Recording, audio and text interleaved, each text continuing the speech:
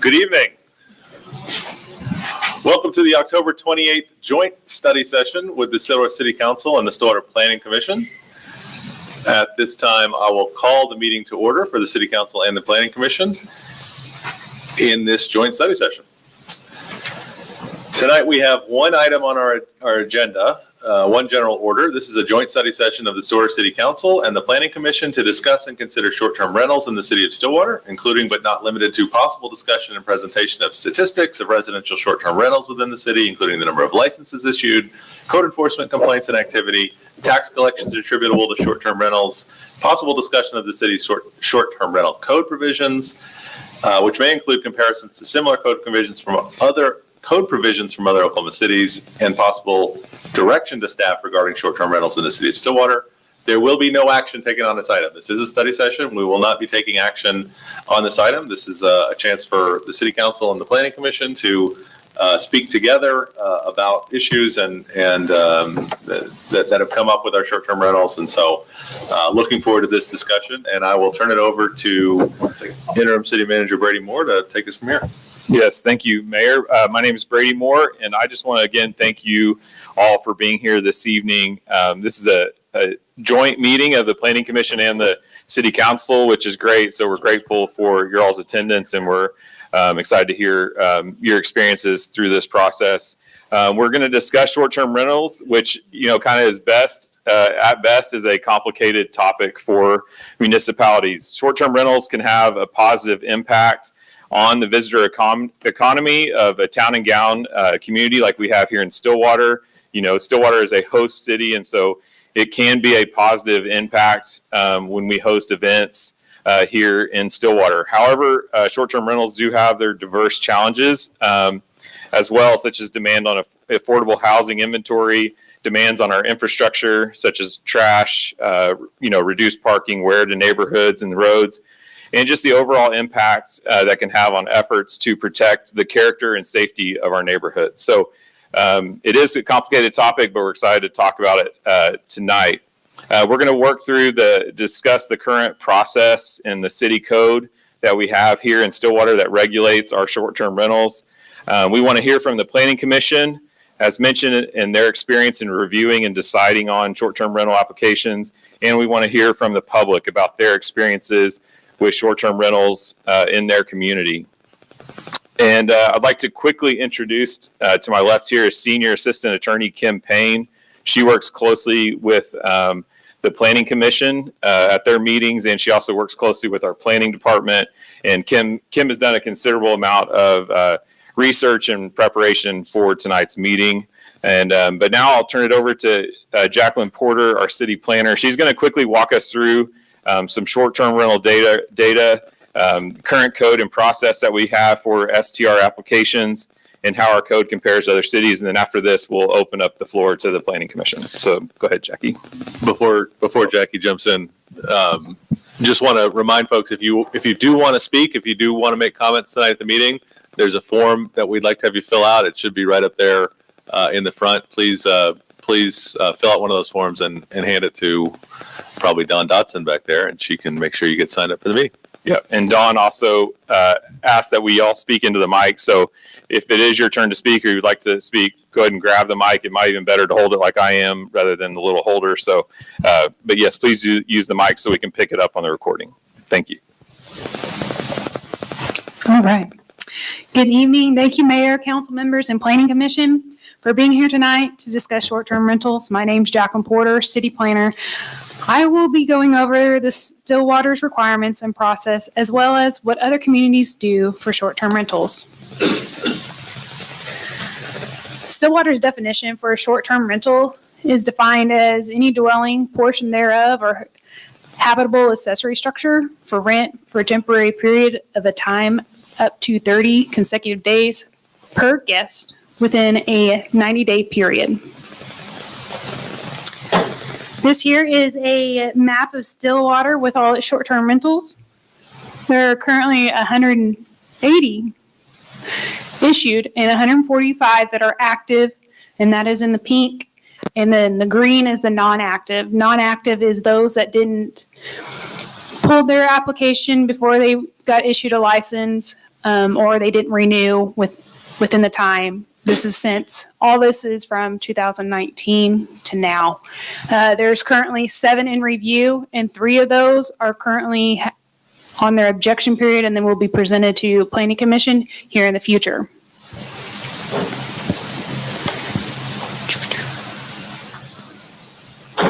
All right. So since 2019, short-term rentals were allowed in Stillwater. Only 3 locations have had complaints to code enforcement. The complaints consist of parking, blue trash carts, the Westwood Overlake occupancy in a party. Only 1 location, the complaint was founded, and that was with 2 parking complaints, the 3 blue carts complaints, and 1 party of one property. A lot of peeves. All right, at this time, I'm going to turn this over to Christine to discuss taxes. So short-term rentals do have a positive economic impact on Stillwater.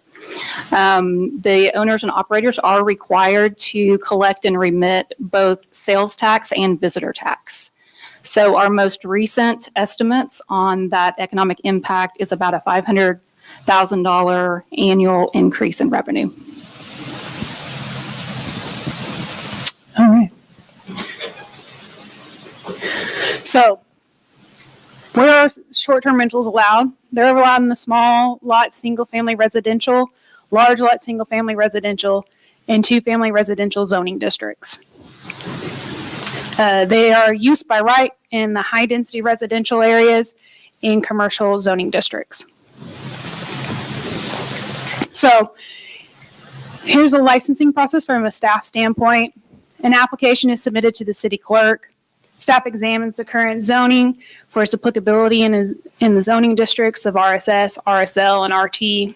Staff drafts and mails the required notices to the property owners within 300 feet of the short-term rental.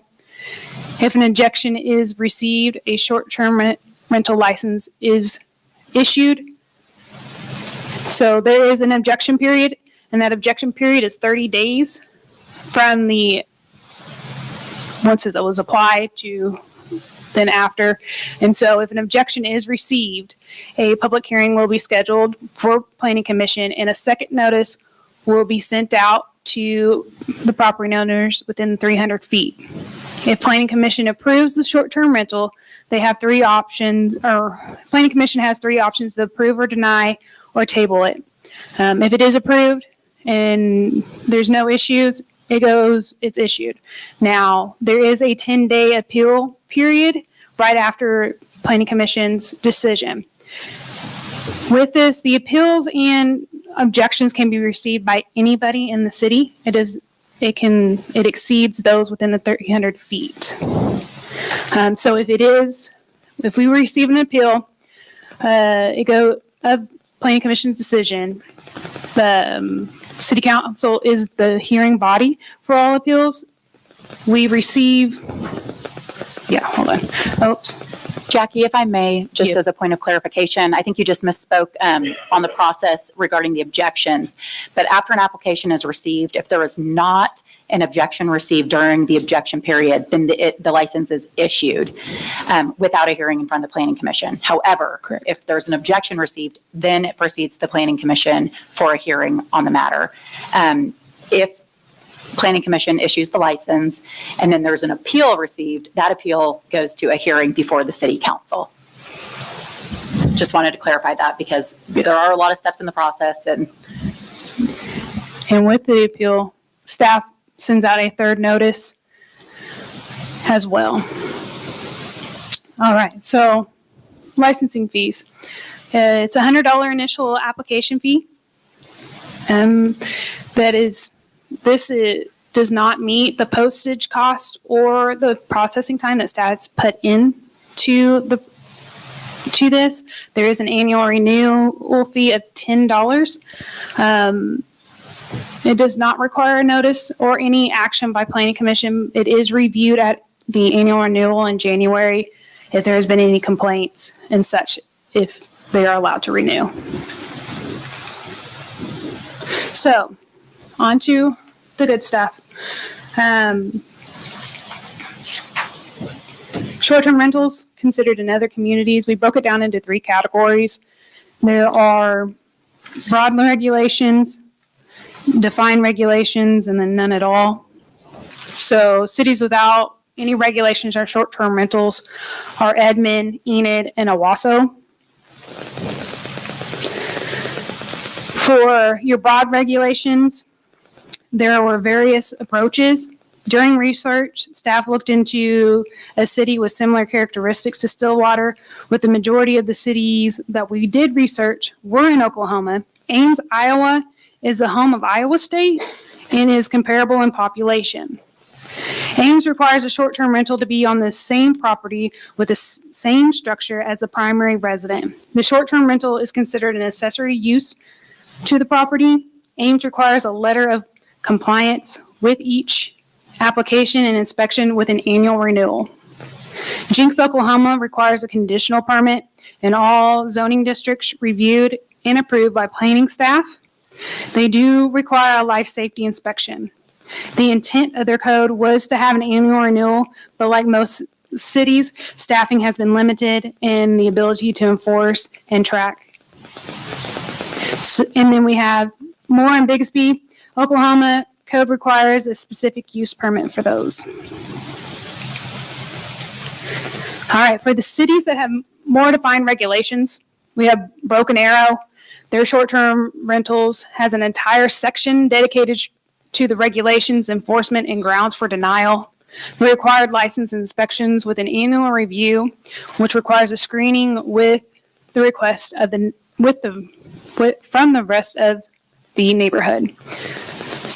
And then Norman is a short-term rentals addressed in the ordinance, direct guidelines on grounds for denial, requirements that address common neighborhood concerns through enforcement, noise, traffic, etc.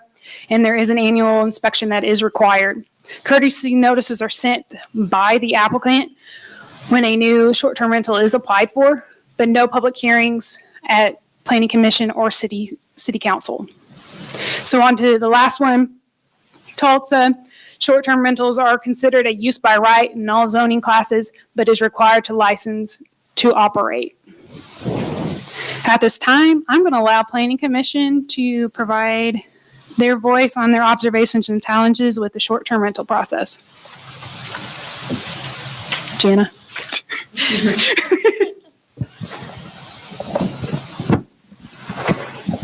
I'm just gonna wait. Yes. We'll do that. Yes.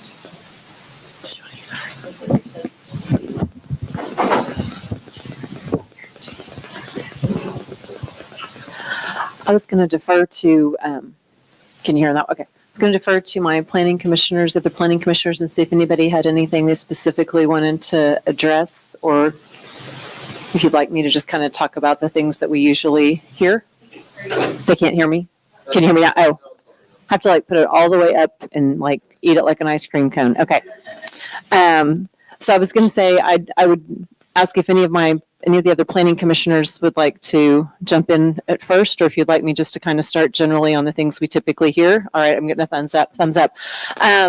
So some of the things we typically hear are the things that you've seen. How's trash going to be handled? Parking issues, parties, those sorts of things, things that go into place that might keep from having a party in a place. So no in-town reservations. If the person making the reservation is in town, it's denied. Those are certain things that people ask for. Minimum 2-night stay, so it's not a 1-night stay. Hopefully, to maybe not have a party in a place.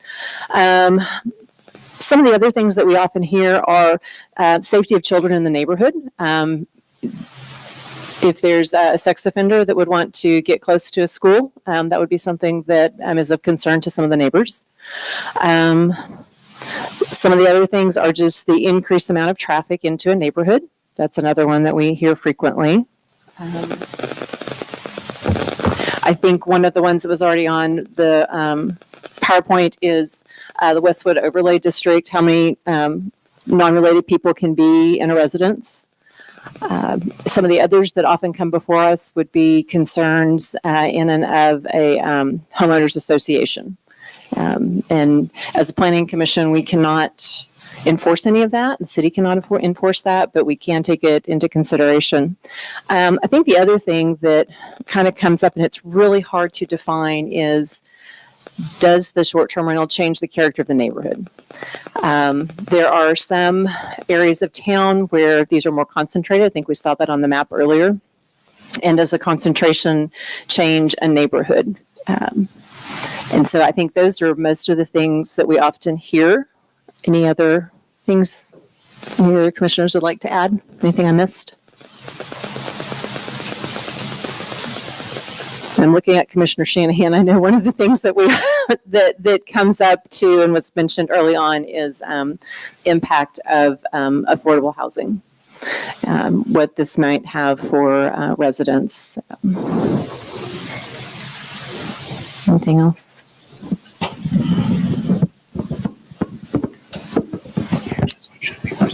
Just slide the whole thing. Is this on? I guess it is.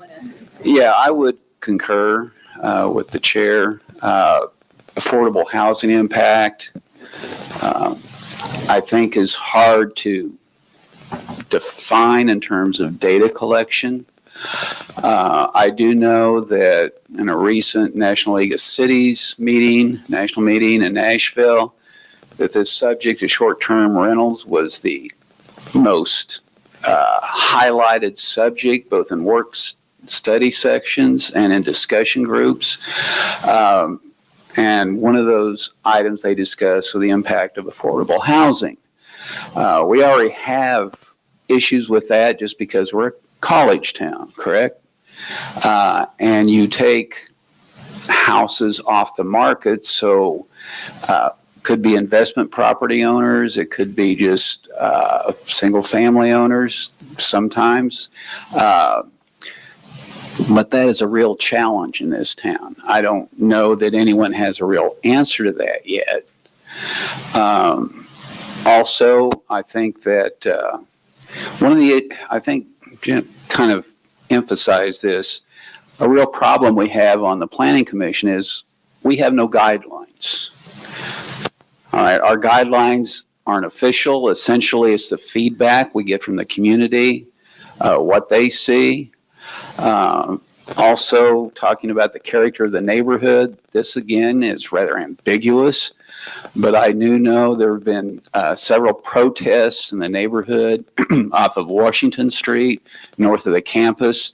A real concern that this was once pretty much a dominant single-family neighborhood with a lot of children, and that's been impacted the past 10 years or so, and it has caused kind of a deterioration in the character of the neighborhood. So those are some of the issues I think we see. But the biggest is we need to have some set of policy guidelines to help direct us.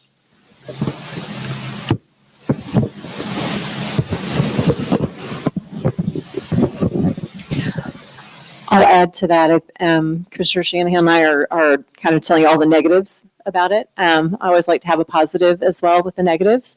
So I do think that the short-term rentals provide a service that can't be provided elsewhere in the city. So I think it's important to find a healthy way to guide how this is handled, because I think it does serve a purpose for our community. Our size is special, I think, and being the town and gown relationship, as was mentioned earlier, there are just some unique aspects to a town the size of Stillwater, the number of visitors that we have over the course of the year centered around major events. It really creates some interesting bumps in the road.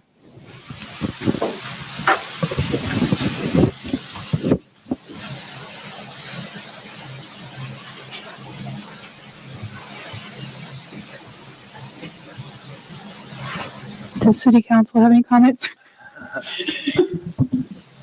I think I'd actually like to move public comment to this point.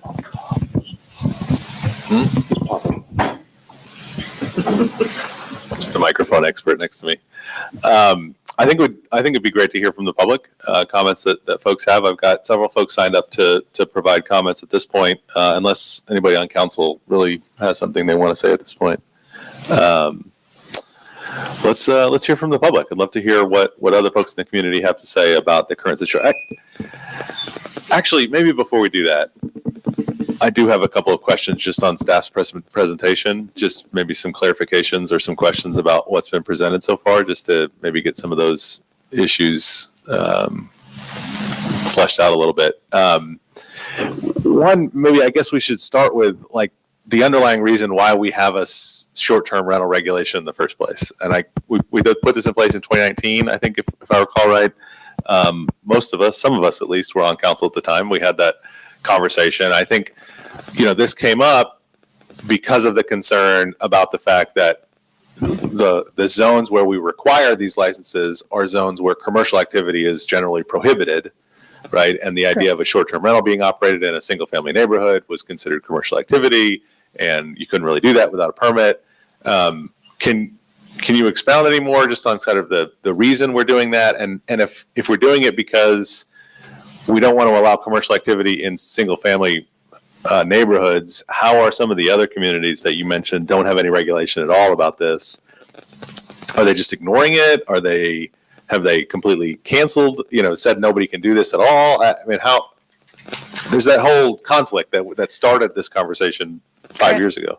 Okay, so again, this is also before my time, but my understanding is the short-term rentals kind of was supposed to proceed within those the lower residential density areas, like a specific use permit. So the neighbors would know what's going on, what's in their backyard, and just let them know. And if they didn't feel comfortable with it, they were allowed that time to object and then go through our little process.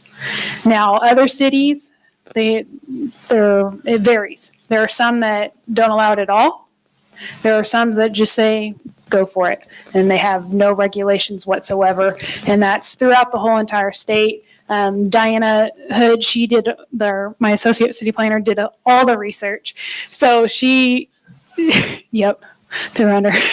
But they were so wide and variety of how they handle it.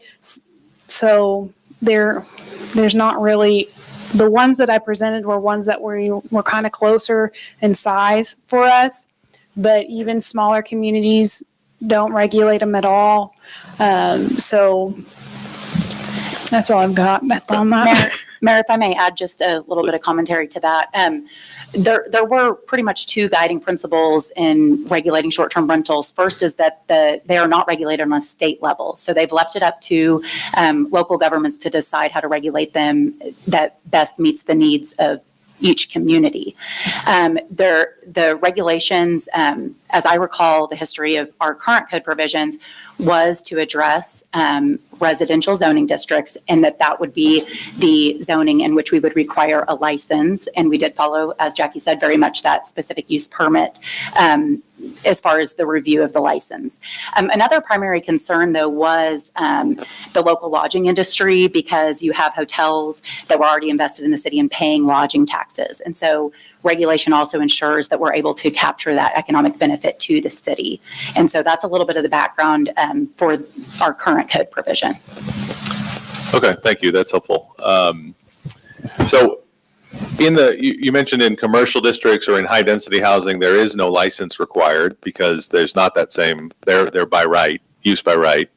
So they don't have to, if you wanted to open one of these downtown in a commercial district, you don't have to apply for any license from the city. Correct. But by law, you're still supposed to register to pay lodging tax and sales tax on those. Correct. You still have to apply with the state, and through Airbnb requires you, and Vrbo requires you do all those applications and provide those. So in the numbers, I think you said we have about 140 licenses right now, but are those tax numbers that you showed just those 140, or is it anybody that's registered, even if they may not actually be a licensed facility here in the city?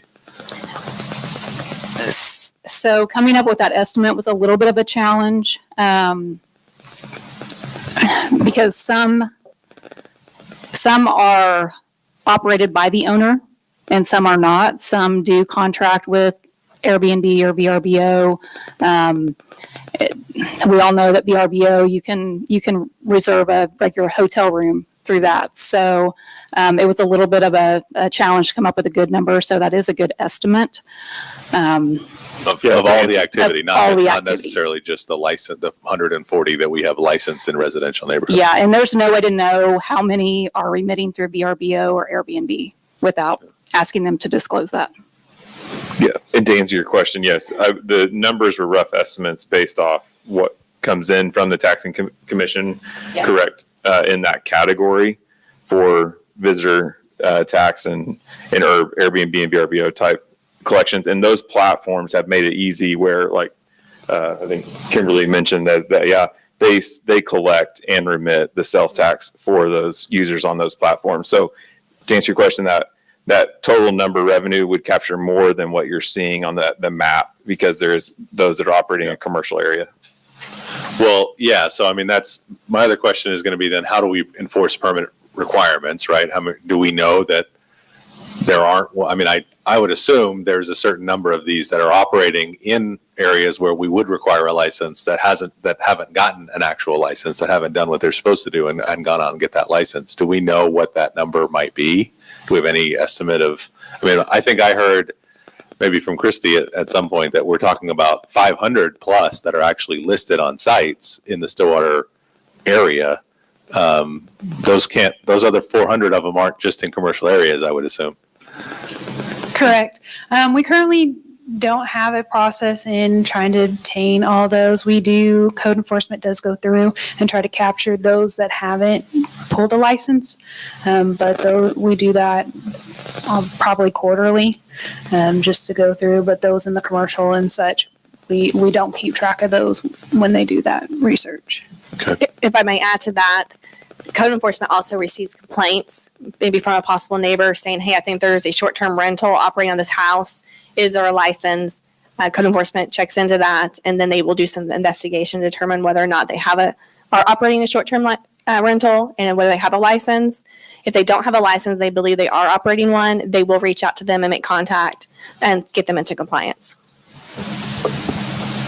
I'll add to, during the research on some of the communities that Diana put together for us, there are communities that are subscribing to softwares, the packages that are pretty expensive, kind of like the Placer AI type, but it does go into that data that's somewhat hidden in Airbnb and VRBO and can give you some of those addresses and the numbers that are operating when a city doesn't, like we do, don't license in commercial areas or high density areas. Okay. Okay. Well, that's the questions I had about the presentation. Any other just sort of factual questions that we want to ask before we have public comment? Well, I'll just mention that I am a little concerned that we don't know where any of these commercial locations are. Because if somebody's on the second floor downtown and there's a fire in a building and fire doesn't know there could be people on the second floor of that building because they think, so it's vacant overnight, they won't be doing any rescue efforts, right? I think there's some life safety concerns about, even if they don't have to go through a licensing process, at least registering that location so we know that there potentially could be people there.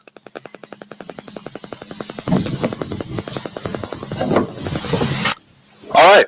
Let's hear from the public. Love to hear what you all have to say about this. And I'm going to take these, well, I guess in whatever order I'm sitting in right now. First up, I have Gary Clark.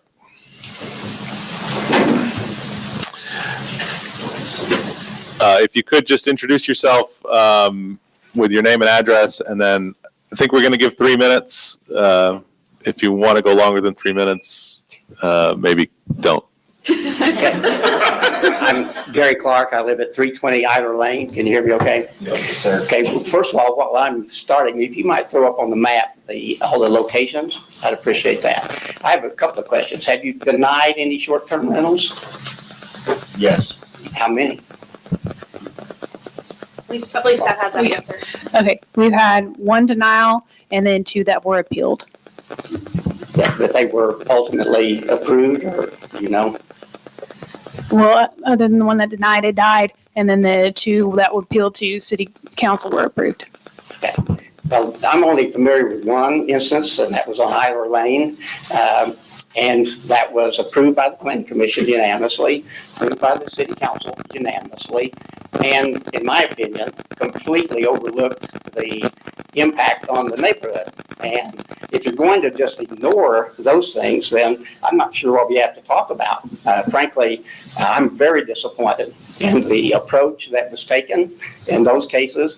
And I think, at least I think there are some additional things I know you have shown, and to me, you have the potential of a neighborhood killer. You know, a number of us have worked very hard to make the Westwood Neighborhood Association area and the district overlay to be a nicer neighborhood, and we've made tremendous progress. And then you throw in a house that, at least this particular house, I would say over the last, well, they now have a 1 year rental, or at least a semester rental, because it was never rented. It was basically an abandoned house in our neighborhood and on our little street.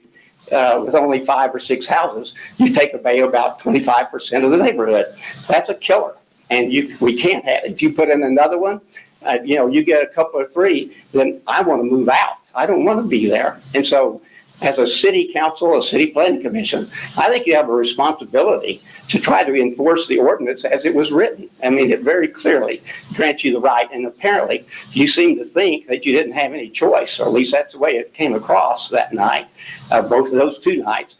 And in fact, anytime a legislative body is attacked on equal protection grounds, all they have to show is a reasonable basis for their decision.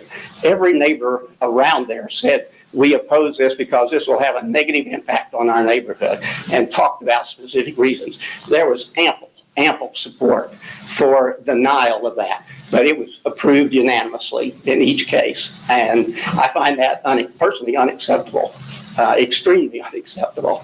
And so, I would point out, I saw the numbers that were proposed of the positive environmental impact. I can't believe that's a net number. What do you miss out if you don't have anybody living in that house at all for 6 months, let's say? That might be, what have you lost in terms of tax revenues, economic activity in the neighborhood? You were part of that was staff talking, Gary. So if you have more to say, I'm happy to have you. No, thanks. Thank you for your comments. Next up, I have Bob Grallman.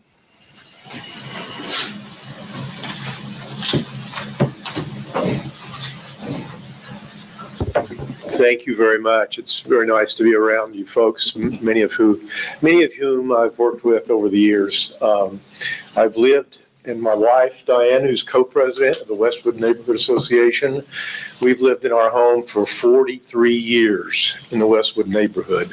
So if you want any commentary on the ups and downs and the vagaries of neighborhood life, we're your people, because we know, we've seen it.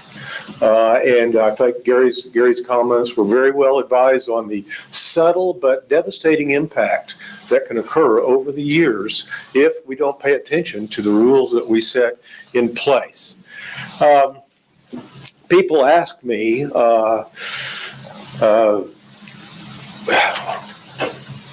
about our neighborhood association and why we didn't make some statement about VRBOs and other short-term rentals when we established our organization some 17, 18 years ago. I'm not exactly sure when that is, and I think that everybody here can answer that.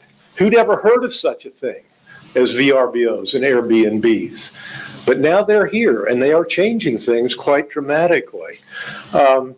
We had last week a guest speaker at our Westwood Neighborhood Association, Councilor Hawkins, who did a very good job, and we had at that meeting probably the largest turnout that we've ever had in our 15-year or so history. What we can have concluded after all of the presentations and the things that we heard, and by the way, she did a fantastic job of talking to us about the various taxes that are on tap for this year. So her appearing at our neighborhood association was very important for the city, and we really appreciate her doing that. nevertheless, we still have residency and enforcement problems with occupancy and with parking and maintenance in our neighborhood. Fortunately, I'm happy to say, as I told Christy, I tell people to pass along congratulations to the people who are doing lawn and yard maintenance and who are also working on the wrong side of the street parking and yard parking, because that is crucial to the health of our neighborhood as well. The one thing that we just continue to have problems with is over occupancy. And we know how difficult this is. You can't just walk into an apartment and start counting heads and say, you all can't be here. We believe that our original ordinance was passed so that the fine for over occupancy is $750 per day per violation. We have heard now that people are being disciplined by being told, well, just give us the $750 donation now or fine, and then we'll call it good. So I think I've said pretty much what I want to say. We do appreciate your attention to these matters, and we will keep working. I'm not going to ask for a show of hands, but I guarantee you that I could say how many of you drive now down University along 3rd Street back into that neighborhood and say, you know what, those folks are doing a pretty good job and they need to be paid attention to. It wasn't always so. Before we started the neighborhood association, I looked out my window down to the creek along Ridge Road, and there was a brawl going on with about 30 or 40 people. Later, about half a year later, I decided that I had to give up my nightly walks after dark, which I really love. Well, I'm happy to say I haven't seen that. I think the neighborhood association is a big reason for that. And as Gary Clark said, we now believe that the short-term rentals need similar attention for a part of the city that I'm sure all of you are very proud of when you go through it. Thank you. Thank you, Bob. Denise Talley. I'm sorry? No. There's a few more. Take me for the last. I already have one request to be saved for last, so you're going to be second to last. Mark Weiser.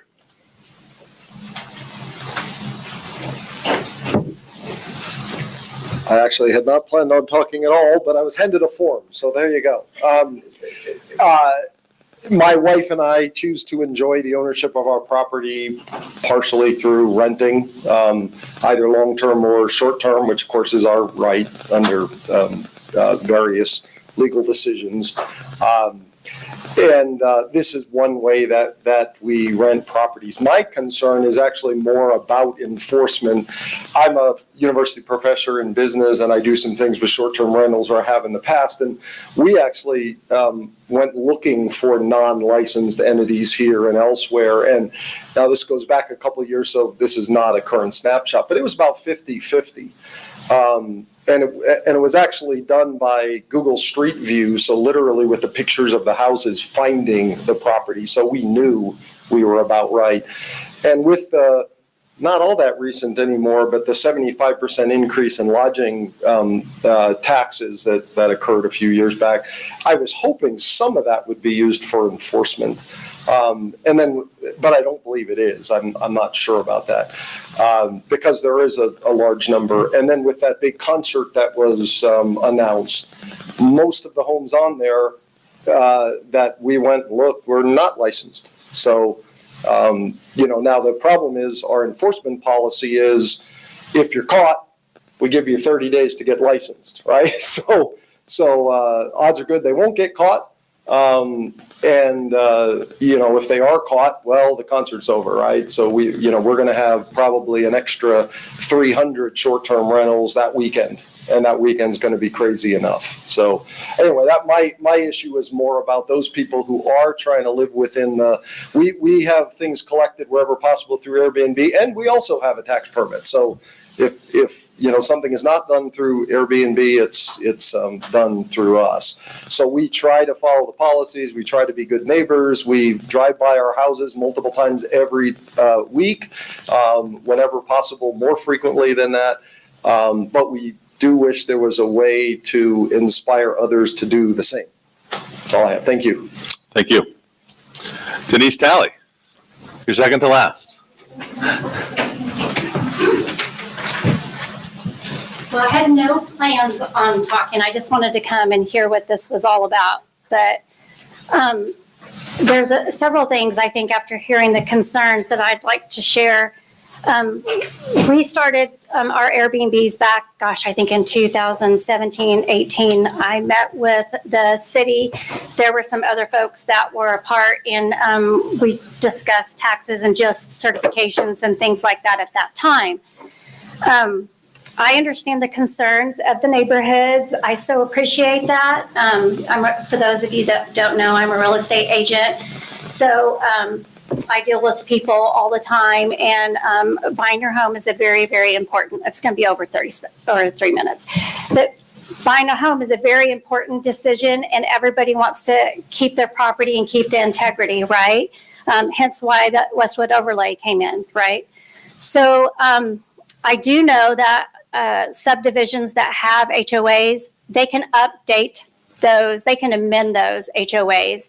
There have been several that have done so to say no renting, etc., right? So that's an option for that. We have really enjoyed the Airbnbs because it's been a blessing to our family.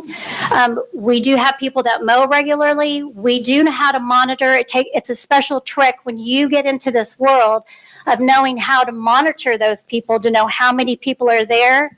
We do that. We have figured out the trick. We have Ring doorbells. We put them on the door so you can see how many people. We have certain questions that we ask when people arrive. We confirm how many people are staying, and we drive by our properties and make sure. If you were to look at any one of our properties, they are probably some of the best in the neighborhood because we take pride in what we have, and we've taught our children that, and this is our future for our children. It was an opportunity for us to supplement our income, and it has been a huge blessing. So I feel like when I was listening that I hear the aches and pains, but I also hear there's a lack of guidance and criteria how this should look. And also, I know that it's very hard to come in and monitor that. For those things, there has to be some like what the gentleman, Mr. Wise, is that correct? Weiser, what he said about if there are houses and neighborhoods that are not taking care of their yards, that are not following the rules, they need to be, addressed immediately. And if they can't follow, then they don't need to be a part of the program. But I don't think it should punish other people who really have tried really hard to do what's right and to be able to help supplement income for their families. Now, again, I want our properties to add value to the neighborhood. And, that allows me to buy more. So, I really think there needs to be a guideline in this process over here that nips it in the bud immediately and has maybe a fine for that. But I also don't think it should punish the other people who are really working really hard and taking care of their properties. So. Thank you so much. Christy, you're up last. Do you want to have anything to add?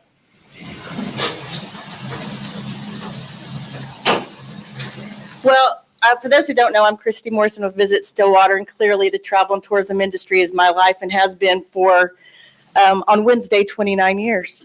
There is definitely a great opportunity with short-term rentals. We do a lot of research through Vrbo and Airbnb, and we do have a lot of data points. Mine say that there's between 501 and 579 short-term rentals in our area, not necessarily right in the city limits, but at least within close to our city limits and our city limits. However, a big part of my job is also promoting the image and brand of Stillwater as America's friendliest college town. And if we have any of those properties that are, like Gary said, not in a good state or they don't represent our community well, then obviously we don't want them. They don't do us any good, right? Because people, unfortunately, will say, well, that's all of Stillwater. Those poor properties will reflect our whole community, and so we don't need that. But between Mark and we have people in this room that have had a short-term rental since before most people even knew they existed. And so if we could get maybe a group together, I have a lot of data at my fingertips. We get it daily, monthly, weekly, that I think that might be able to help out a little bit. I do feel like we're really a progressive community. It's not just large events in Stillwater. There are certain traveling public now that will only stay in short-term rentals. They prefer them over hotels. So even on times that you might think that we're not in need of the rooms above and beyond the 1,404 hotel rooms we have, they still choose that. And from an economy standpoint, I love that because short-term rentals are generally a lot more expensive than a hotel room. So they're spending a lot more money and generating a lot more tax for our community. So, but we do need to find, obviously, the balance, because I also get every newsletter in the world directed toward the hospitality industry, and there are nightmares out there, and we don't want to become that nightmare community for sure. Thank you. I don't have anyone else signed up to speak. Was there anyone else here who was planning to speak that didn't sign up? All right. Well, I have a couple of comments and questions, but I'm going to let the rest of the city council chat about this first. There's a couple of things I would say about this, and I think it's like everything that we have to find the balance. It's not that particularly I'm opposed to Airbnbs or short-term rentals, but I do think we need to have some guardrails so that we are protecting our neighborhood. I know we are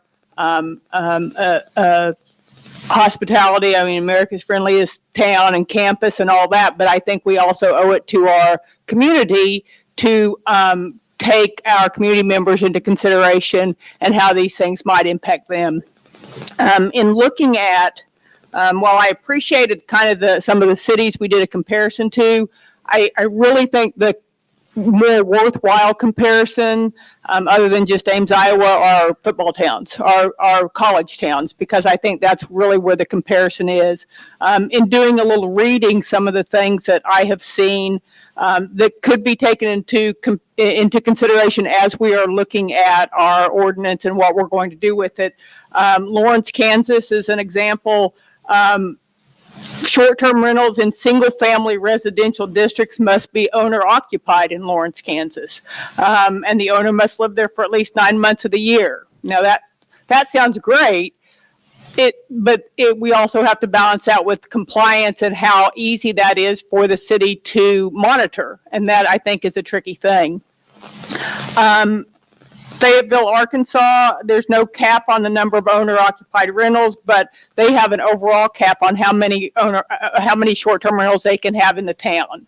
Other communities have looked at percentages within districts. I think that's also sounds great, but becomes a little problematic to figure out what district is where and how you're dividing that up. Let's see, there's a couple others that have kind of jumped out at me. Some people will have like a limit of how many short-term rentals one person can own and run within a city, and so it can't be monopolized. And so there's just Columbia, Missouri is another example that has kind of 3 tiers of rental types, and that depends on if the property is used as a primary resident, the number of days a property can be rented out, and then the zoning district. And I do think for us, it's important that we maintain, especially for the single-family residents, the single-family zones, that we do have something where we can track and ensure people are filing and getting getting a license for short-term rentals. So again, I'm not opposed to short-term rentals, but I do think we need to work really hard to get some guardrails in place so that we are protecting the neighborhoods. And again, I think the idea of keeping affordable housing available, and that's not just the inventory, but when people come in and buy those properties with the intent for it to be a short-term rental, they are oftentimes paying a higher price, which in turn increases the value of the homes in that neighborhood and can make it less possible for people to afford those homes. So, I mean, I think there are a lot of things. I'm glad we're having this study session. I think there are a lot of things to look at, but I think we can find common ground that makes this a little more bearable for the people that want to own and operate these, but also the people that live in the neighborhoods.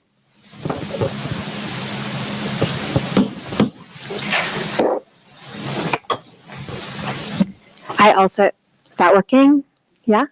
I also think the town and gown aspect of this for our community is a really important layer. As I was reading and researching, I think the fact that we will likely, as we pull that map up that shows it's the neighborhoods around campus that are probably receiving the most pressure from a short-term rental perspective and carrying a large part of that burden in our community.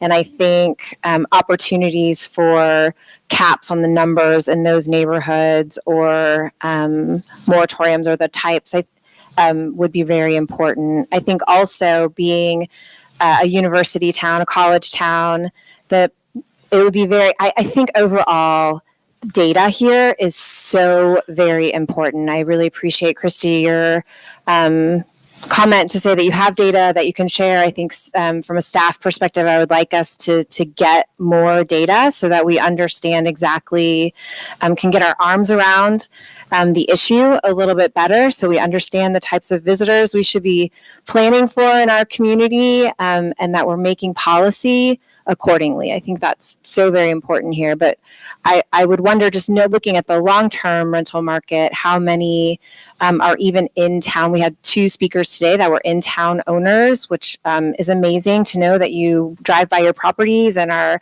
caring for those properties so well. But I know in recent times in front of council, we've had some that are not in-town owners of those properties, which likely changes the way that those properties are maintained. And so I think that kind of data would be very helpful. I'd love to hear some of the examples that you shared, Councilor Hawkins, of, looking at the data and providing ordinances and policy that reflects kind of the character of actual ownership and what those short-term rentals are. I think when short-term rentals first started, I can remember a colleague of mine was literally couch surfing, and I thought, how weird is that? It's so strange that, they would be staying in a stranger's home. I think it started that way, but clearly in Stillwater, that's not the case. I know my own family, recently we had a water line leak in our home, and we're looking for an Airbnb, unfortunately, during football season, and it was impossible to find an Airbnb. Every single one in town was booked. Only on game day, game day weekends we're out. We could get a place, but we'd have to move out for game day weekends. So clearly that's what they're being used for here. So I think that part's very important. I do want to speak also to the folks from the neighborhoods that are here. As a planner, I do think that this can be a stress and a burden to a neighborhood when you think about even just that scenario that I mentioned of having game day weekends booked, but the other 5 days of that week, a vacant property, just the integrity of that neighborhood and the fabric of those communities, that can be very stressful in a neighborhood. I do think we find that short-term rentals are often well kept. That's kind of the image that's necessary in order for them to be rented. I would argue perhaps that our longer-term rentals struggle more in Stillwater with property maintenance. But I think on that topic, it moves me to think more about enforcement and kind of what we're able to do. And I would encourage and like for staff to look at, it's challenging, the staff time associated with that. But I think, Jacqueline, you also mentioned that we're not covering the cost of even the application and postage when we are licensing.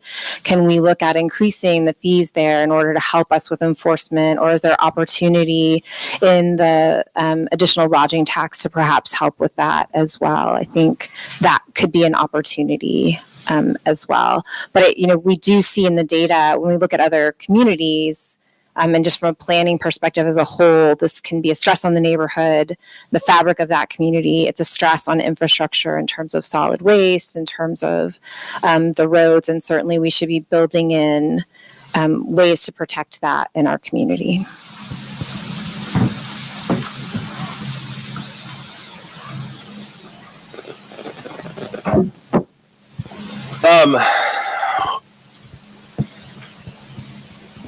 This is a fundamentally difficult problem because of sort of the competing interests here, right? We've got the competing interest that this is a country founded on the rights of private property owners. And if I buy a property, I have certain expectations around my right to be able to use that in certain ways. Now, and then that's contrasted against the sort of the foundation of zoning law and the fact that, in residential neighborhoods, we tell you can't build a pig farm, right? So there are certain things, you can't do in certain zones. And so there is always going to be this conflict about what we can tell people they can do and what they can't do with their property that they own. I personally feel, that we do need to do as much as we can to enforce and to regulate uses of property that have, the potential detrimental effects that short-term rentals have. And I think that that's very clear. Certainly for me, the biggest, problem that I think we clearly see here in Stillwater without really being able to articulate it really well through the data that we have right now is the cost of housing. But that's not just short-term rentals, right? That's long-term rentals too, right? The fact that you can buy a house in Stillwater and rent it out long-term or short-term. Short-term means that we've got a lot more investors that come in and buy property, make property less available for folks that are just wanting to live in it. And certainly short-term rentals add to that, but they're not the only thing that's causing that in our community. We need more housing in general. I guess I would have questions. My questions for Bob and Gary from the Westwood neighborhood. If we were able to add regulation and better enforce regulation to keep, if it's a short-term rental, having the occupancy limits actually enforced, are these things that you would be more okay with the idea of a short-term rental in the neighborhood, or is this something that you feel like should not be, permitted at all specifically within the neighborhood overlay? Is that a complete, and you're welcome to answer. I'm really truly interested. Is it just a regulation issue, or do you feel like it's not going to work at all? It'd be great. I'm sorry to make you get back up there, but. Well, what I would say is simply that our problem isn't every short-term rental, and we're not opposed to all short-term rentals. But when we have every neighbor affected by a short-term rental application, and you disregard that, to me, that's a big problem. Well, but Gary, in that instance, the neighbors are concerned about what the effects might be of a short-term rental, not actually what they are, because with that we can't necessarily predict that ahead of time. And I think what we saw in the numbers, and I don't know about the one on your street, but we saw the number of complaints. We saw 3 properties that have actually received complaints in 4-6 years or however long we've been doing this. And so, it's hard for us to say, just because a neighbor complains, that might actually have that it's empty. No, we don't. That's not a complaint that we can make. I'm saying you're taking a neighbor away from us when you approve that. And in fact, that's what happened. About maybe 10% of the time that this particular house was occupied last spring, maybe 10%. And I guarantee the city did not come out a net winner. They've actually made it a long-term rental again this fall. There's 3 kids who live there. That's fine. Yeah, we've got neighbors. But we can't regulate people being in a house ever. Well, right? Just because, they can buy a house and not have anybody living in it. That's not something we can regulate. Okay, that's true. But what we're talking about is, the ordinance specifically says the impact on the neighborhood. And we all were saying, look, this takes away the idea of having a neighbor, someone who lives there, whether they're a long-term rental or they're an owner or whatever. Most people don't buy a house and leave it empty. And that's, I'm not suggesting that that's going to happen. So I mean, you'd be more interested in seeing a regulation around short-term rentals that says if there are a certain number of objections from the neighborhood, that it will be denied. Well, I felt like if the ordinance had been followed and the impact on the neighborhood, which we have established, at least in my opinion, established that night. I mean, we can't see the future absolutely, but actually we were right. And what we're saying is, if you have just a constant turnover of people there, which a short-term rental allows, and this is allowing the business to run in the neighborhood. And by the way, for those here who have short-term rentals, I'm not for doing away with those. I'm saying, and I'm sorry I didn't really get the time, it didn't allow me to point out, but if you live in the middle of all those red dots, you don't have neighbors. And that's you're killing a neighborhood when you allow that. Okay. And if you don't listen to the neighbors when they object, I don't know why we even have a hearing. Well, I understand that, but I mean, that's the point I'm trying to make, I guess, or the question I'm trying to ask is if we were talking about what we can do differently with these regulations, because the current regulation says we can make a decision, the legislative bodies have to make a decision about what the effect on the neighborhood may be. Yes. That's not necessarily something that we make just based on what 1 or 2 or 5 people say. That's got to be a decision that's made based on a broader set of data than just because there's going to be neighbors that say, I don't want this next to me. Mm-hmm. But then there's a homeowner saying, or a property owner saying, I'm going to keep it up. It's going to be great. It's not going to have an effect on the neighborhood. And so we've got to try to make that legislative decision. It can't necessarily, under the current regulation, we can't just say, hey, they objected, so we have to say no. We have to make that legislative determination. And I understand how you feel and why you feel the way you feel. I don't disagree with you at all, Gary. I'm just saying that that's not the way the regulation is written right now. We could rewrite the regulation to make a certain number of objections actually fatal to the. But we've still got to make even that, because every situation differs. And on our little street, there are 5 houses. That's it. So one of those 5 houses was empty basically last spring, and because they were granted the short-term rental, and I guess they tried it. Apparently, it didn't work. But to me, at least, the ordinance as written, if followed, and say, look, we determined if the city council, and at least the impression I had, to be honest, was that the city council, maybe the planning commission, were afraid the city might get sued. Well, frankly, all you have to have is a rational basis. We more than provided a rational basis for the city council to deny that application. If they were crazy enough to spend the $5,000 or $10,000 to attack it, they would have lost. Because as well as I do, rational basis test, the attacker never wins. And so, like I say, at least my way of thinking, and in that particular case, we were talking about someone from Texas.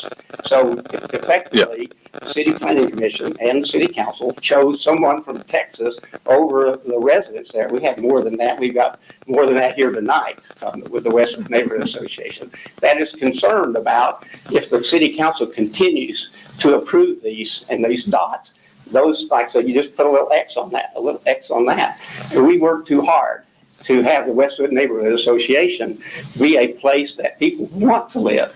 The values of the properties have gone up fairly dramatically, really, as a prop, which doesn't do me any good. That raises my taxes, I guess. But the point is simply, at least, if nobody objects, if the neighbors, that you got people within 300 feet, don't object, then it may be reasonable to grant that short-term rental. And there may be a whole group of them in one little, cul-de-sac or something. That doesn't affect anybody, have an adverse effect on anyone. But in this case, in my opinion, it did have an adverse effect. This was a house directly across the street from me, that had kids in it before, who were nice kids. You get to know them, you take them cookies, do things. They kind of keep an eye on your house. That's what neighbors do. But a short-term rental, they're here and they're gone. And frankly, to be honest, from an enforcement standpoint, both numbers noise, everything else. All of that happens when code enforcement's off duty. There's no way that anybody's going to get any type of enforcement. There you might complain after the fact or whatever, and you don't know. I mean, like say numbers. I mean, you're not going to go over and say, Yeah. okay, who's related here? Yeah. Because if there's a family of 5, that's a legitimate Sure. use. Well, I just wanted to clarify, Gary, and I think you have that you're not asking for a complete moratorium or a complete, outlawing of all short-term rentals within the Western overlay. You just want to see us enforce regulations better and keep the regulations that we've got on the books. Yeah. I just want to. That's what I was trying to Personally, clarify. I thought some of the suggestions that Councilor Hawkins had Yeah. would be perfectly legitimate and reasonable because, again, if you crowd too many dots in an area, you're going to kill that neighborhood. Well- And that's something I think that the city council, cities across the country have said, it's too late. We've already lost our city because everything's a short-term rental. And that can happen to you if you're not careful because as an investment property, it can be worth more to people than it is for a young couple, start in our neighborhood, with the Westwood neighborhood, Westwood school. We have a lot of people who want to live there with their young children. And there's nothing better than driving down the street and seeing young kids playing in the yard and all that. So our neighborhood has, like I say, changed dramatically in that 15 years. Thank you, Gary. I apologize. Appreciate it. Take No, us off. I appreciate it. Sure. Are you answering my question? Yeah. Are you opposed to short-term rentals altogether in the Westwood neighborhood? Genial thought. So, the neighborhood association is established with its rules and regulations. And as I said earlier, until we know that the council and the city wants to enforce that, it's a continual headache to try to. But Bob, we're here talking just about the short-term rentals. I know that there are bigger problems with the Westwood overlay that need to be addressed, but from a short-term rental But perspective, it all ties in with what Gary was it does. saying. And so that's my question though. If you felt like the short-term rentals were being enforced the way the overlay is intended to be enforced, you'd be okay with the with the short-term rentals. bet. Okay. No problem. That was the only question I had. Yeah, and I will just point out that insofar as this is all concerned, that we had a person show up at our last meeting from an Oklahoma City address who said that of all the places in the state that they had looked to buy a home, the Westwood Neighborhood Association was the ideal place. And they are investing a lot of money to try to get into the Westwood Neighborhood Association. We think this sort of thing is good for the city and it can continue. I will just, I had one little anecdote that I wasn't able to get across the last time, but I think it also ties in to this whole process. I walked the neighborhood association with some information.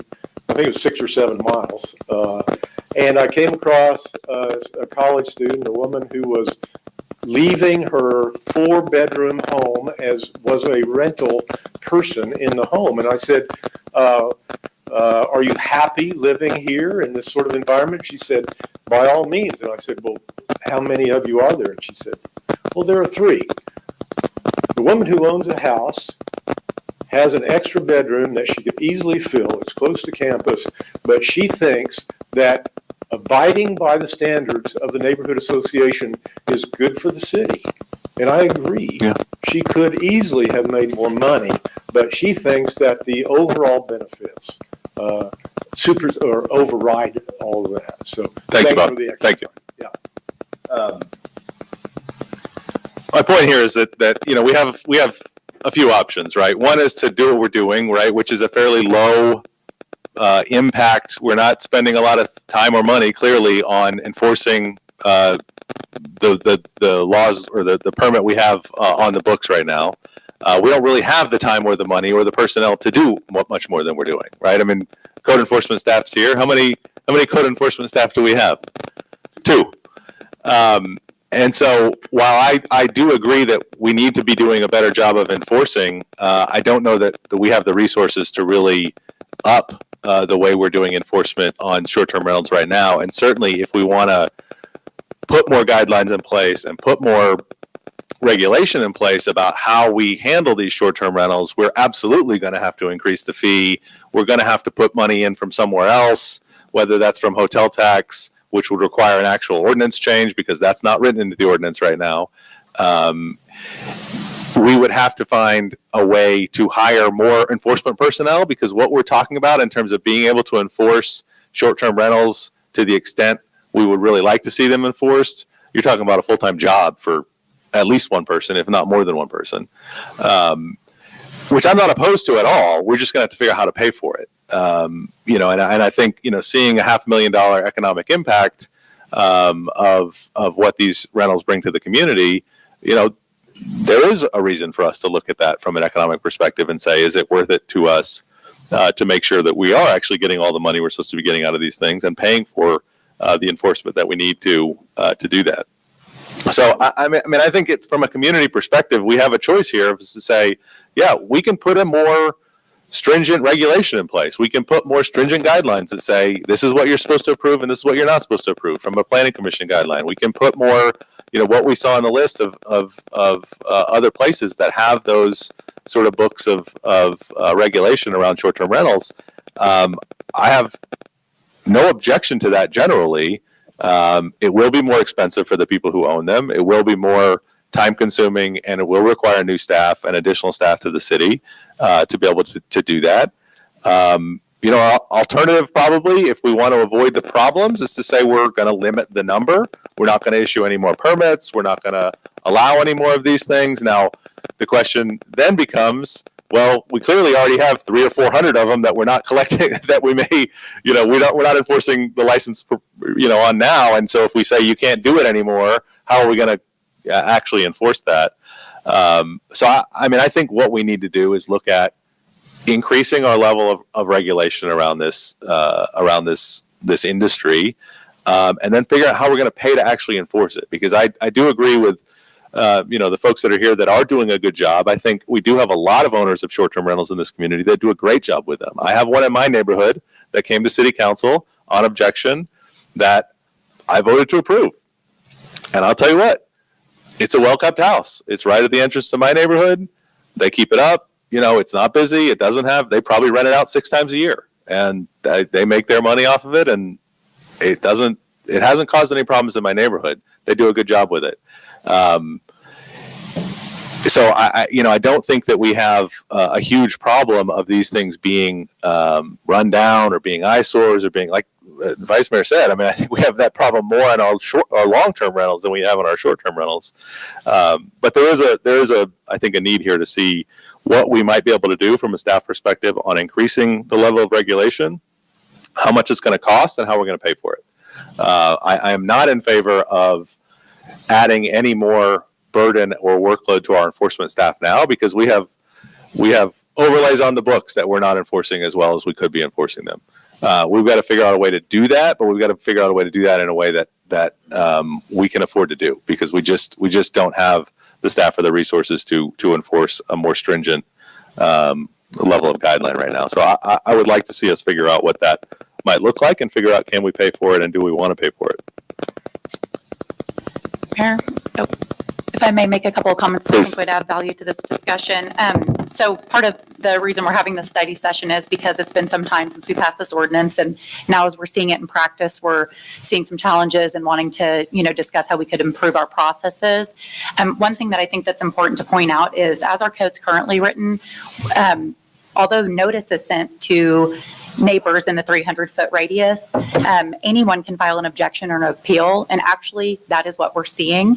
I know staff can speak to that. We are receiving objections and appeals from people, and to Mr. Clark's comment, that those are people that are making comments that aren't the neighbors. And so that's one thing that we're looking at as in terms of addressing how we can improve our process, is to limit, standing of those people to the notice area. That's one thing that we've been discussing as far as a possible improvement to our current code section. And then another thing that we haven't discussed tonight that I do think is important to point out is the code does provide for suspension or revocation after a license is issued. It can be suspended or revoked for any violation of any section of the code or state law. We just haven't had that occur. I don't believe so. I believe that because of what we've seen in code enforcement is that we have been able to get compliance. And so we haven't exercised that, but the code does provide for that. Yeah, that's great. And, I think the concern I have about the code as it's written is that actually getting it in place on all of the places that are renting their homes out short-term rental is the problem, right? We can tell them you're suspended or you're revoked, but are they actually taking it off a site? Are they actually not continuing to use it as a short-term rental? And honestly, given that there's 300 or 400 or 500 of them, that our code enforcement folks could be out there literally all day long checking on these to see if they're being used as short-term rentals. And so, right now, what it seems we have is people who care about the community and who care about doing the right thing are going and getting their licenses and are paying their $100 and they're following the ordinances the way they're supposed to follow them, and that's great. And the people who don't care about that kind of stuff are not doing it. And we don't really have any way to make them do it. And so, if we suspend them or revoke their license or whatever, are we really going to keep them from doing what they're doing? So to me, that question of how do we actually, if we're going to have a regulation about short-term rentals on the books, we have to have one in place and we have to have a process in place where we can truly enforce it. And we can say, if there is a person renting their house out on a short-term rental site in Stillwater, they either have their license or they're getting a ticket for not having their license. And that's not something I think we can say now. To me, I say this about other things too. If we can't enforce something that we put on the books, we shouldn't have it on the books. And I would rather us not have anything on the books than have something that only the people who really care about compliance are actually doing, because it's not fair to them. It's not fair to the folks who are paying their fees and who are doing a good job if we're they're doing it and the people who don't care about it are just not, and there's nothing that we can do about it. So I think we need to figure out one way or the other. We got to figure out a way to actually enforce what we put on the books, and go from there.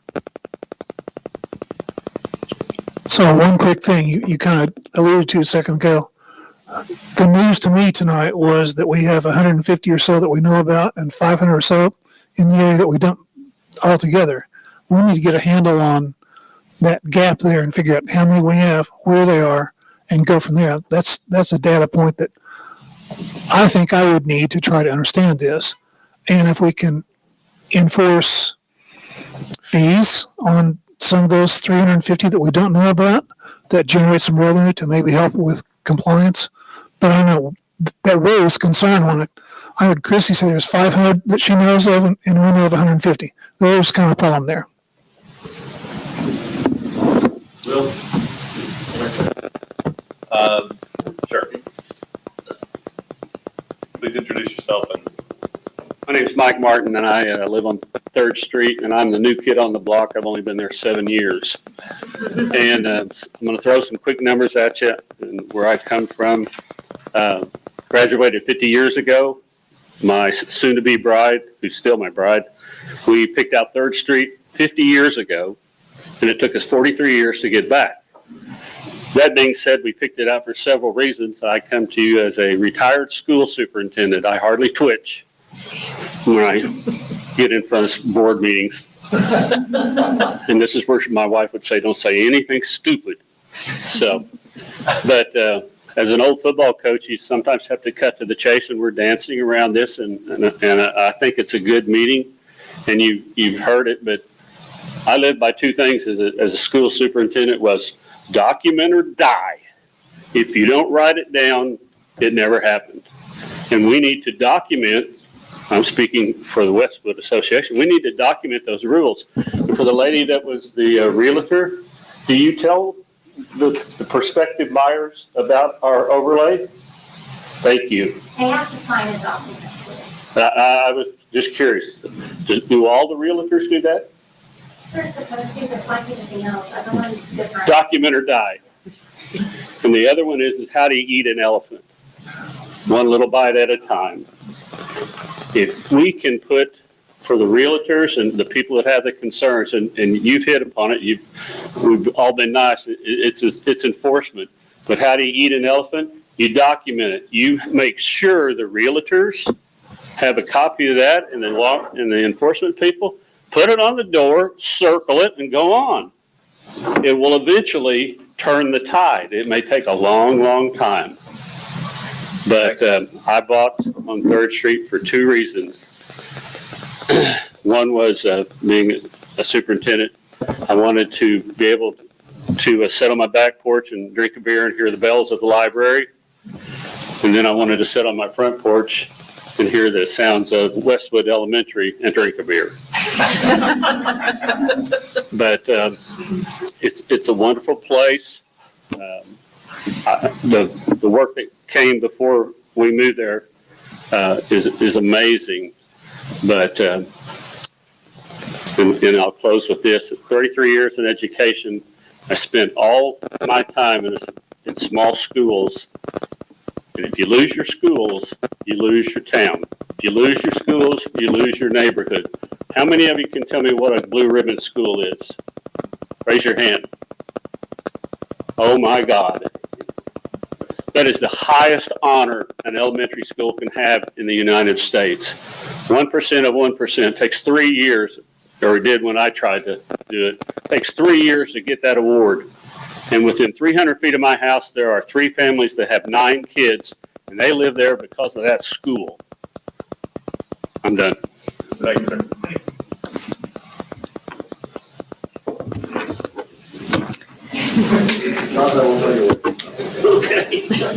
I think one thing that I think this conversation around enforcement, I think this conversation around data is so incredibly important. But I also want to acknowledge some of the concerns that our planning commission voiced in terms of just having a better set of guidelines and regulations as they're making these determinations.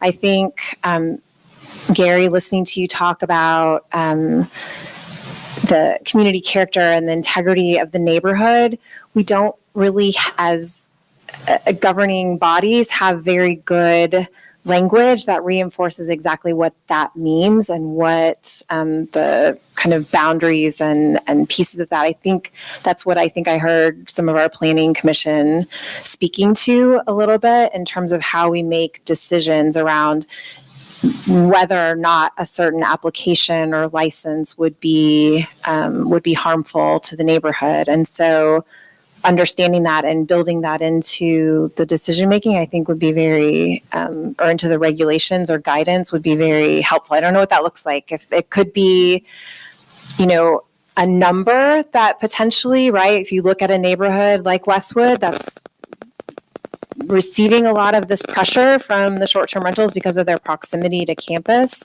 Maybe there is a saturation level at which that is, inherently harmful to the integrity of the neighborhood. Maybe it's something, as Gary mentioned, or as council mentioned, everyone in that block or everyone within that 300-foot radius is saying this is a concern to them. I think my concern with that is that you will have people that just don't want them, right? Whether it's necessarily harmful to the neighborhood or not. So I think balancing that out with some sort of further description, if that is maintained in the regulation, I think would be very helpful. I'd be interested from the Planning Commission, is there anything else in those, as it comes to you first, are there other things in further defining these that would be helpful as we consider the ordinance and the guidance?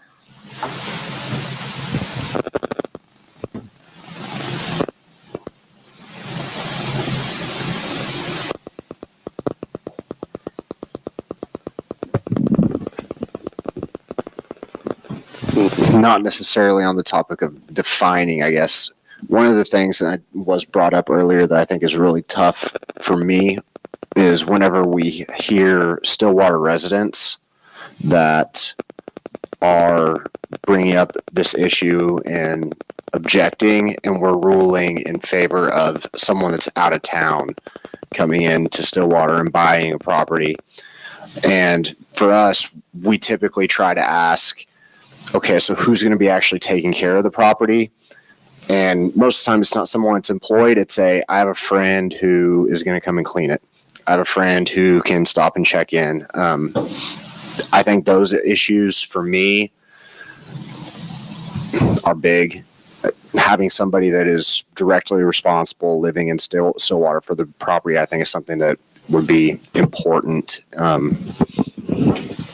to just be much more hands-on, I guess. Yes, I concur with that. I think the idea that Councilman Hawkins mentioned alluded to the example of Lawrence, Kansas, where it has to be an owner occupant in the house. And I think certainly that would be most relevant to districts like the Westwood Overlay, to the neighborhood that I alluded to earlier, off of Washington Street, north of the campus.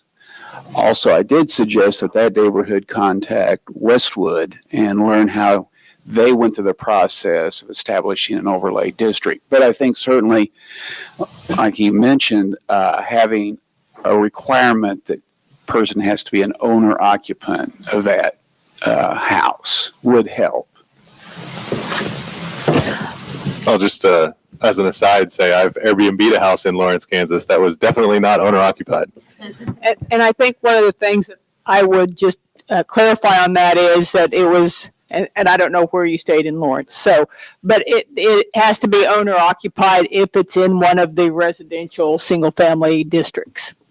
It was residential single family. So they have the same problem we do. That was my point. I think that it's an enforcement issue more than anything else. I think the one other thing that I mentioned that I'd like to see some consideration given to is safety around the schools. Who can rent these? Are we allowing someone who might have less than forthright intentions being near a school? Did you just put that on the application? Do you have less than? Sure, yeah, let's just put that on the, yeah.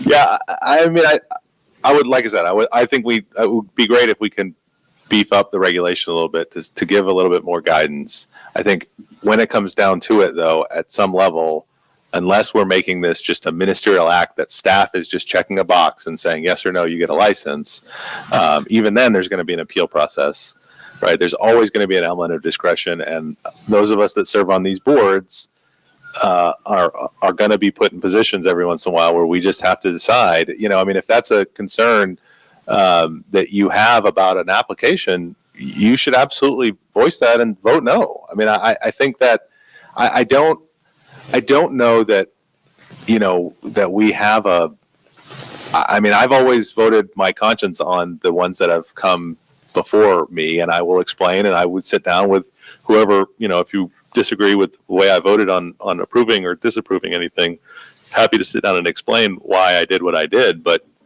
hopefully those of you on planning commission and certainly the rest of the counselors, there is no, we have to approve any of this. This isn't the marijuana regulation. We do have to approve the marijuana ones. We have very little discretion in those, but with these, we have the discretion. And if you do have a genuine concern about the fact that this may, contribute to the detriment of a neighborhood, or that this is, I would encourage anyone to say, I don't think this one should be approved. I mean, I don't think there's any fear of us getting sued. I mean, we certainly could. I mean, there are certainly those cases where if we just approved one right next door and then we don't approve that one, they could have a case. But I mean, that's our job on these boards, is to make those decisions and try to figure out what we think is best in difficult calls. And we have to, we have to make those decisions on our own, and we have to be able to explain them. But I hope, from a planning commission perspective, that you all feel like, you have the ability to make those decisions, and, you may deny one and it comes back to the council and gets appealed and we approve it, or you may deny it and it gets appealed, you may approve it and it gets appealed and we deny it. So I think we just need to feel at some level we're going to have to make those tough calls, and we've just got to know that we can make decisions that we feel are best. Well, I think this discussion has given us some degree of authority to make those kind of discretionary approvals. I don't know what the city attorney staff thinks about that. Yeah, absolutely. So long as it's not applied arbitrary and capricious and you set your reasons forth in the record for your decision, you can consider all of the things that are set forth for considering specific use permits, because that's what you're directed to in making these decisions. I think on the application, it might be helpful, and maybe, I don't have in front of me or studied it, but we asked the same questions during the planning commission meeting. We try to get an idea of the number of people allowed, the situation with vehicles, minimum number of nights. If those are all claimed by the applicant in writing, it seems like that could be beneficial from enforcement.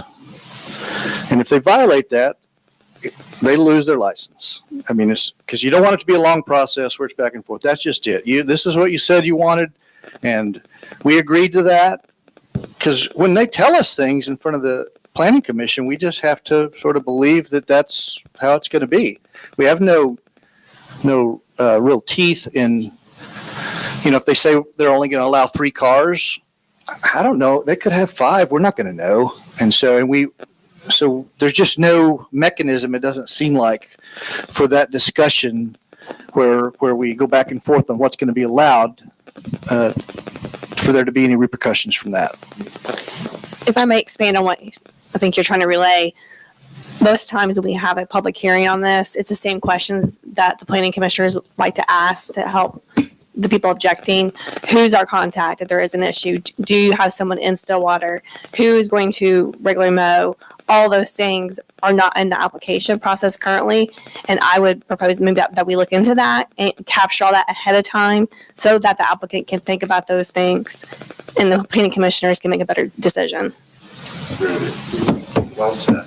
I think it would also, in terms of what gets asked and what is on the application, and maybe you all see this, but a floor plan of the house to know if someone's saying this holds 8 people and it's a 2-bedroom house, that maybe perhaps it shouldn't hold 8 people. And I don't know if that's something that's reviewed. That is captured now. Okay, perfect. Thank you. I will say, I think one of the things that was the most eye-opening to me as we've gone through this process and in different neighborhoods that have come forward, and Commissioner Shanahan mentioned it, and I alluded to it earlier, and that's what I'll refer to as the Will Rogers neighborhood. It's a neighborhood that's immediately west from Will Rogers Elementary School across Washington. The neighbors took the initiative to put together a map to show the number of owner-occupied homes, rentals, corporately owned, and short-term rentals. And for me, that was an eye-opener to see what had happened to the neighborhood. I'm going to be hopeful that that neighborhood isn't already lost, because there are so many in there already. But I think having some type of way to look at this, and so I think what's been discussed is maybe limiting a number or a percentage to be able to think about in a certain area. Now, that's not going to be easy. I agree to determine what that district or area is, but I certainly think that would be helpful for us. I think that would help us get a little bit more feel for character impact of the neighborhood. Because the ones that at least I have been in opposition to, that I voted in opposition to, it's been a character of the neighborhood feel for me. But again, it's a little subjective currently. I also think limiting the number would help us a little bit on the affordable housing that's been touched on, maybe help keep costs from skyrocketing in a certain neighborhood that might otherwise be occupied by families or someone who wants to be within walking distance of an elementary school or perhaps the university. So those are just some things I wanted to add.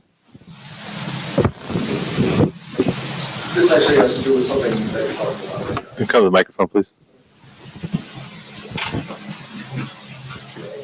This is sort of off the wall, but this goes out to Hawaii because I was born and raised there. That's why I'm a little more familiar with their market. But they actually require on public postings that your license number be posted there. So in other words, as part of the ordinance, add in that any advertisement has to actually have your license number. So then if code enforcement sees something on Airbnb with no license number, they're in violation whether they have a license or not. But that forces that, and so that's something, again, That's a good idea. that's all the way out in Hawaii, but why not? That's What's a good the idea. downside? Yeah, I like that. Yeah, no, I think that's a good idea. And I think actually I'd like to see our commercial properties, even the ones that are in commercial zones, just have to get a permit, just so we know that they're doing it and they would have a permit number too, and they'd have to list it so that we can keep a track of everybody. Those are fairly low impact kinds of additional sort of controls that we could put in place without a whole lot of extra effort right now. But I think there's a lot of stuff here tonight that we've kind of thrown around, and that's a lot of staff work that's going to have to be done to kind of see what we can potentially put in place currently under without a huge lift, and what might actually be new additional regulation that we put in place that would require really a different level of effort. From a staff standpoint, do you guys have questions about kind of what you've heard or what you think direction should be going from here? No, I can, if you want to go to the next slide, I can kind of, yeah, we obviously, well, I'll first just say thanks for everyone again for attending this meeting, both Planning Commission, our public guests, and for sharing your comments. And of course for the council as well. We have a lot of work to do. We obviously know that we got to dive in and get data, make data-driven decisions. We'll utilize our partnership with Visit Stillwater to help get some of that data and try to work and draft revisions to what we've heard tonight. Just to remind people of the public process, anytime we make a text amendment, we first review it obviously in our city departments. We have a builders relations committee that we send text amendments like this through for review and comment, and then ultimately we schedule a public hearing at Planning Commission that will have a public notice put in the paper, and then Planning Commission reviews that text amendment, makes comments, and then ultimately it goes to the City Council with their recommendation. I'm kind of speaking, Kimberly, jump in. I know that we're probably going to have so much work to do on this that we would probably bring it back to council as a discussion item again before we send any draft revisions through. Yeah, that would probably be my recommendation based on what we've been discussing this evening. Brady's outlined the process for making an actual change to the code, but it sounds like we need to present some more data points and some two things here. Improvements to the code to address the regulations, the enforcement, the application process, and then also probably a secondary piece regarding enforcement separately is kind of what I'm hearing. And if that's what Council and Planning Commission think is a good next step, then staff will work on that. Yeah. Sounds like fun. Yeah.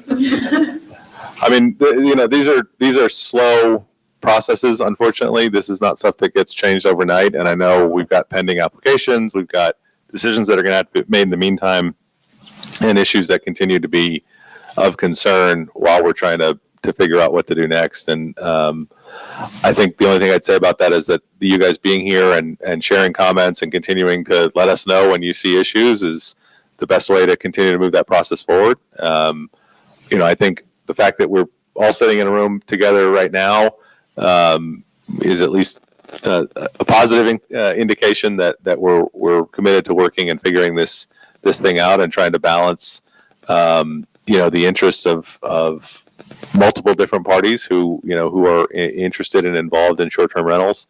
And I'm excited to see what staff can bring back with some more data and some more options on what this might look like. Further comments?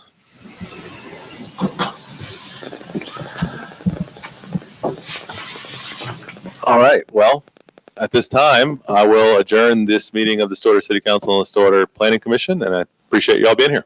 Do we have to vote to adjourn? I would recommend a motion, a second, and a roll call, please.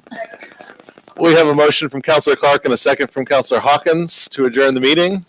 Please call the roll. Mayor Joyce, Yes. Vice Mayor Jaworski, Councilor Hawkins, Councilor Clark, Yes. Councilor Harden, With a vote Chair of 5. Phillips, Oh, sorry. Yes. Vice Chair Williams, Yes. Commissioner Shanahan, Yes. Commissioner Prater, Commissioner Peters. Yes. Motion carries with 10 yea votes. We're adjourned.